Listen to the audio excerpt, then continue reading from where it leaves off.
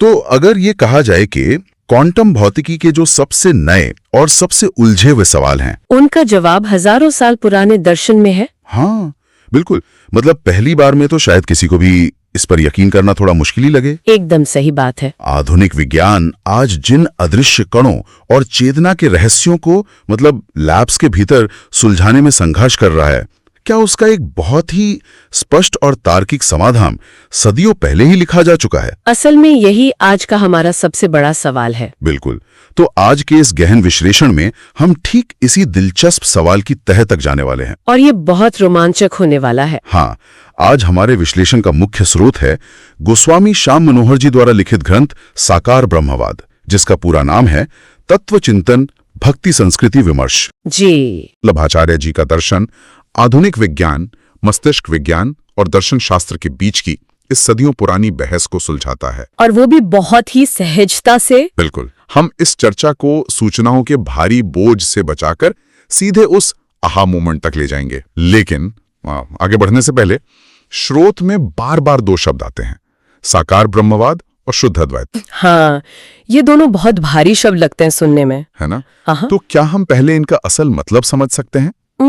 ये शुरुआत करने का सबसे सही तरीका है, क्योंकि बिना इनका अर्थ समझे आगे की बात सिर के ऊपर से निकल जाएगी। बिल्कुल। तो देखिए, अगर हम साकार ब्रह्मवाद को सरल शब्दों में समझें तो इसका मतलब है एक ऐसे परम सत्य या ब्रह्मांडीय ऊर्जा को मानना जिसका अपना एक स्वरूप है।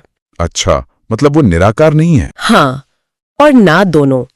आमतौर पर माना जाता है कि परम सत्य पूरी तरह निराकार है, एक खाली ऊर्जा है, लेकिन ये दर्शन कहता है कि वो सत्य सिर्फ खालीपन नहीं है, बल्कि आनंद और चेतना से भरा हुआ एक पूर्ण स्वरूप है। वो आकार ले भी सकता है और निराकार भी रह सकता है। समझ गया। और शुद्धाद्वैत क्या है? इसे शुद्ध अद्वैतवाद कहते हैं। अक्सर कुछ फिलॉसफी कहती हैं कि ये दुनिया एक भ्रम है या माया है ना? हाँ, कि ये सब एक सपना है। बिल्कुल। लेकिन शुद्धाद्वैत कहता है कि चूंकि ये दुनिया उसी सत्य यानी ब्रह्म से ही बनी है, तो ये दुनिया भी पूरी तरह सच है, शुद्ध है, इसमें कोई मिलावट या भ्रम नहीं है। अरे वाह, ये स्पष्टता बहुत काम की है। मतलब हम एक ऐसे दर्शन की बात कर रहे हैं जो इस दुनिया को खारिज नहीं करता, बल्कि इसे गले लगाता है। एकदम सही समझे आप। तो चलिए श्रुत में दिए गए उस पहले बड़े विचार की तरफ बढ़ते हैं। ज्ञान की बात शुरू करने से पहले एक बुनियादी सवाल है कि इंसान को दर्शन यानी फिलॉसफी और भक्ति यानी डिवोशन, इन दोनों की एक साथ जरूरत आखिर क्यों है? ये बहुत ही गहरा सवाल है ना? क्या एक के बिना दूसरे का काम नहीं चल सकता? इसे समझाने के लिए स्रोत में सांख्य दर्शन के एक बहुत ही मशहूर रूपक का सहारा लिया गया है। हाँ। अंधे और लंगड़े आदमी का रूपक। ये आज के इंसान की सबसे बड़ी उलझन को सुलझा देता है। तो वो रूपक है क्या असल में? देखिए, कल्पना कीजिए कि एक जंगल में आग लगी है, वहां से बाहर निकलना है। वहां एक अंधा आदमी है जो चल सकता है, पैरों में ताकत है, पर देख नहीं सकता। तो उसे दिशा नहीं पता। बिल्कुल।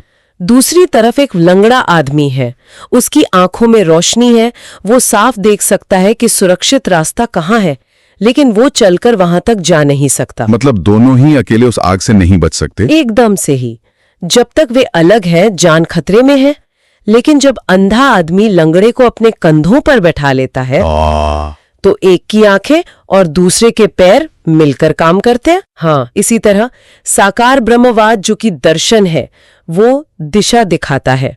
वो देखने वाला लंगड़ा आदमी है, और पुष्टि भक्ति जो कि मार्ग है, वो हमें चलने की ऊर्जा देती है, वो अंधा आदमी है। क्या बात है। अगर मैं इसे आज के जमाने से जोड़ूं तो ये एक कार और जीपीएस की तरह है ना? अरे वाह, ये तुलना बहुत सटीक है। मतलब बिना जीपीएस के आप कार भगाएंगे तो भटक जाएंगे या एक्सीडेंट हो जाएगा। ये एक तरह की अंधी दौड़ या अंधश्रद्धा हो गई। बिल्कुल। और अगर सिर्फ जीपीएस का नक्शा है पर गाड़ी ही नहीं है, तो आप बस स्क्रीन देखते रह जाएंगे। ये कोरा ज्ञान या पंगुल विश्वास हो गया। एकदम सही। बिना दिशा के गति खतरनाक है और बिना गति के दिशा व्यर्थ है। पर यहाँ मैं थोड़ा पुशबैक देना चाहूंगा। हाँ, बताइए। क्या हम बिना किसी दिशा या इतने भारी दर्शन के बस अपने रोजमर्रा के काम करते हुए जीवन नहीं जी सकते? मतलब बस खाते पीते और काम करते हुए? हाँ, बस सुबह उठो, काम पर जाओ, जिम्मेदारियां निभाओ। हम इस दिशा के पीछे इतने परेशान क्यों हैं? ये बहुत प्रैक्टिकल सवाल है, लेकिन स्रोत के आधार पर देखें तो इस ब्रह्मांड में कुछ भी स्थिर नहीं है। कुछ भी नहीं? कुछ भी नहीं। स्थिरता एक भ्रम है। हमारे शरीर में खून दौड़ रहा है, सेल्स के अंदर परमाणु घूम रहे हैं, बाहर देखें तो चांद, तारे, गैलेक्सी सब अकल्पनीय गति से भाग रहे हैं। हाँ, साइंस भी यही कहता है। तो जब रुकना संभव ही नहीं है, जब हम अपनी गति रोक ही नहीं सकते, तो ऐसे में सही दिशा का ज्ञान होना सबसे जरूरी हो जाता है। यानी हम सब एक ऐसी ट्रेन में बैठे हैं जो कभी रुकती नहीं है। बिल्कुल। और हम उतर भी नहीं सकते। तो ये जानना जरूरी है कि ट्रेन जा कहां रही है। एकदम सही पकड़ा आपने। तो ये बात हमें सीधे एक और बड़े टकराव पर ले आती है, विज्ञान और दर्शन का टकराव। माइंड बनाम मैटर वाली बहस। हाँ, अगर सब कुछ गतिमान है तो इस गति को चला कौन रहा है? भौतिक विज्ञान कहता है कि यह है सिर्फ मैटर या पदार्थ है, दर्शन कहता है कि यह चेतना या माइंड है। और यहीं पर सबसे रोचक बात आती है। मॉडर्न साइंस हर चीज को रसायनों और भौतिक नियमों से समझाना चाहता है। बिल्कुल, उनके लिए तो सब बस केमिकल्स का खेल है। लेकिन विज्ञान खुद अब ऐसे अदृश्य कणों को मान रहा है जो पहले कल्पना से बाहर थे। क्वांटम लेवल पर जाकर न्यूट्रॉन, प्रोटॉन, क्वार्क्स। हाँ, जो सामान्य नियमों को भी तोड़ देते हैं। बिल्कुल। और देखिए, विज्ञान अब डिजिटल कैमरा, अत्याधुनिक माइक और सेंसर बना रहा है जो हमारी आंखों और कानों की नकल करते हैं। तो इससे क्या साबित होता है? इससे ये साबित होता है कि भौतिक और अभौतिक के बीच की दीवार बहुत पतली है। उपनिषदों में यही कहा गया है कि दोनों एक ही व्यापक तत्व के हिस्से हैं, जिसे ब्रह्म कहा गया है। अच्छा, पर अगर हम इसे न्यूरोसाइंस के नजरिए से देखें। जी। मान लीजिए कल को न्यूरोसाइंस ये साबित कर दे कि हमारा प्यार, गुस्सा या खुशी सिर्फ टेस्टोस्टेरोन या डोपामाइन जैसे रसायनों का खेल है। हाँ, बहुत से लोग ऐसा मानते भी हैं। तो क्या हमारी आत्मा और भावनाओं का कोई मतलब नहीं रह जाता? क्या हम सिर्फ एक बायोलॉजिकल मशीन है? ये बहुत बड़ा सवाल है, लेकिन इसका जवाब हार्डवेयर और अनुभव यानी मैकेनिज्म और एक्सपीरियंस के फर्क में है। मतलब थोड़ा और खुलकर समझाइए। मस्तिष्क में रसायनों का बदलाव एक मशीनी प्रक्रिया है, लेकिन उसे महसूस करने वाली जो चेतना है वो अलग है। स्रोत में जो कैमरे का उदाहरण है वो यहाँ एकदम फिट बैठता है। कैमरा वाला उदाहरण? हाँ, एक डिजिटल कैमरे के पास बेहतरीन लेंस और सेंसर है। वो सूर्यास्त की तस्वीर खींच सकता है, डेटा सेव कर सकता है। बिल्कुल कर सकता है। पर क्या वो कैमरा उस सूर्यास्त की खूबसूरती का अनुभव कर सकता है? क्या वो उसे देखकर खुश हो सकता है? नहीं, वो तो बस एक मशीन है। एग्जैक्टली। उसके पास डेटा है, पर क्वालिया यानी अनुभव करने वाली चेतना नहीं है। हमारे दिमाग के रसायन सिर्फ तार हैं जो डेटा भेजते हैं, पर उसे फील करने वाला तत्व भ्रम है। अरे वाह, ये तो नजरिया ही बदल देता है। मतलब डेटा प्रोसेस करना अलग है और उसे जीना अलग है। बिल्कुल। पर यहां एक उलझन है। क्या एक ही सत्य के दो विरोधी रूप हो सकते हैं? मतलब साइंस कहता है रसायन सच है, दर्शन कहता है चेतना सच है। और यही उपनिषदों का एक बहुत ही शानदार सिद्धांत आता है, विरुद्ध धर्माश्रयता। ये तो काफी भारी शब्द है। इसका सरल मतलब है विरोधी गुणों को एक साथ धारण करना। उपनिषदों के अनुसार ब्रह्म दूर भी है और पास भी, स्थिर भी है और गतिशील भी। ये तो लॉजिक के खिलाफ लगता है। बिल्कुल, और इसीलिए ये तार्किक लोगों को चकरा देता है। स्रोत में इनकी तुलना एक घमंडी राजा के उन सैनिकों से की गई है जो अपनी छोटी सी टेप से पूरे ब्रह्मांड को नापना चाहते हैं। हाँ, मतलब अपनी सीमित बुद्धि से अनंत को समझना चाहते हैं। सही कहा। अलग अलग दर्शन जैसे अद्वैत या द्वैत, ये ब्रह्मांड के सिर्फ एक एक हिस्से को देखते हैं, इसीलिए आपस में टकराते हैं। यहाँ बात सच में बहुत दिलचस्प हो जाती है। स्रोत में जो शून्य और तापमान का उदाहरण है वो कमाल का है। हाँ, वो इस उलझन को बहुत अच्छे से सुलझाता है। देखिए, बर्फ जमने के तापमान को हमने शून्य मान लिया। अब शून्य मतलब कुछ नहीं। बिल्कुल। पर फिर हम कहते हैं शून्य से 3 डिग्री नीचे। ये कितनी अजीब बात है कि शून्य के बाद भी कोई संख्या हो सकती है। एग्जैक्टली। मतलब शून्य कोई अंत नहीं है, बस हमारा देखने का एक पैमाना है। द्वैत और अद्वैत का झगड़ा भी बस नजरिए का फर्क है। मैं पूरी तरह सहमत हूँ। इसे राष्ट्र और जनसंख्या से भी समझ सकते हैं। वो कैसे? जब हम राष्ट्र की बात करते हैं तो वो एक है, अद्वैत। पर जब जनसंख्या देखते हैं तो वो करोड़ों है, द्वैत। हाँ, बात तो सही है। क्या करोड़ों लोगों के होने से राष्ट्र की एकता खत्म हो जाती है? नहीं, दोनों एक साथ सत्य हैं। ब्रह्म एक भी है और सब कुछ भी है। समझ गया।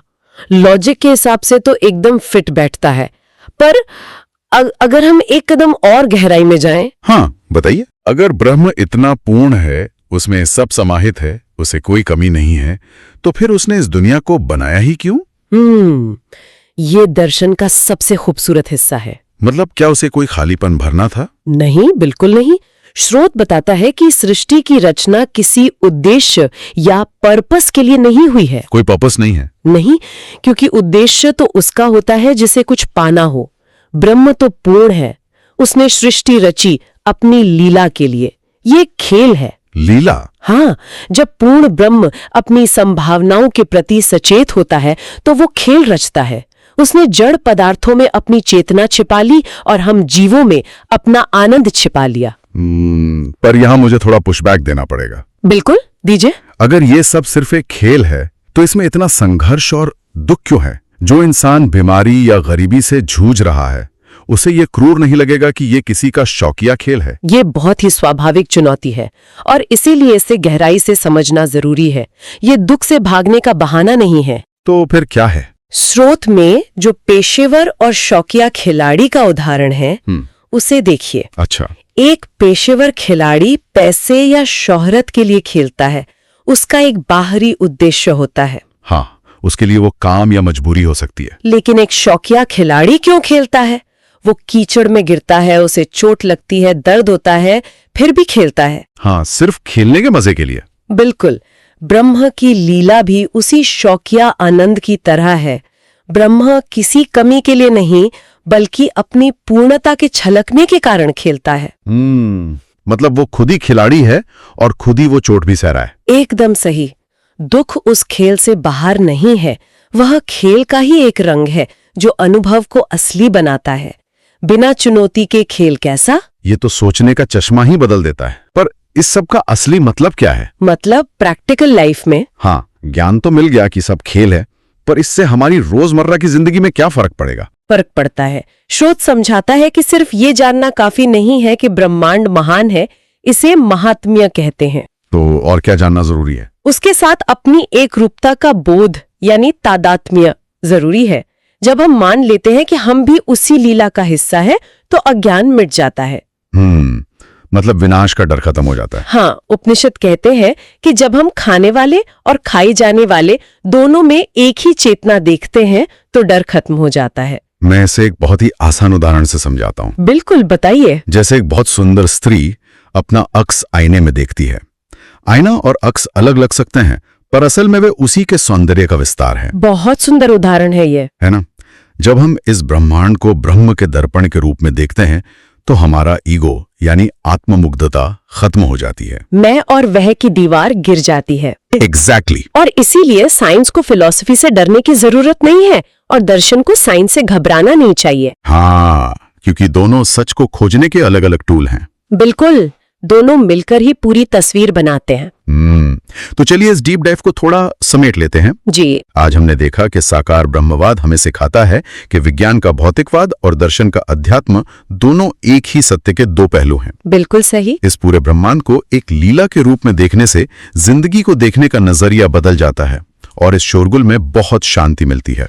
और ये हमें एहसास दिलाता है कि हम इस ब्रह्मांड में कोई अर्थहीन इकाई नहीं है, हम उसी पूर्णता का एक सक्रिय हिस्सा हैं। हाँ, तो श्रोताओं, आज की चर्चा के अंत में मैं एक ऐसा विचार छोड़ना चाहता हूं जो शायद आपको सोचने पर मजबूर कर दे। वो क्या है?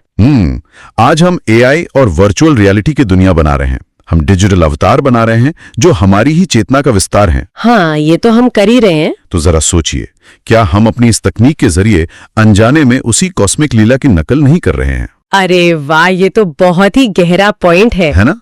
जहां सृष्टिकर्ता अपनी ही रची हुई दुनिया में खुद को अनुभव करना चाहता है। अगली बार जब आप कोई वीआर गेम खेलें या एआई से बात करें, तो इस बारे में जरूर सोचिएगा। बिल्कुल, ये सोचने वाली बात है। आज के लिए इस विश्लेषण में इतना ही। विज्ञान और दर्शन के संगम ने यह साबित कर दिया है कि सत्य चाहे लैब में खोजा जाए या ध्यान में, मंजिल अंततः एक ही है।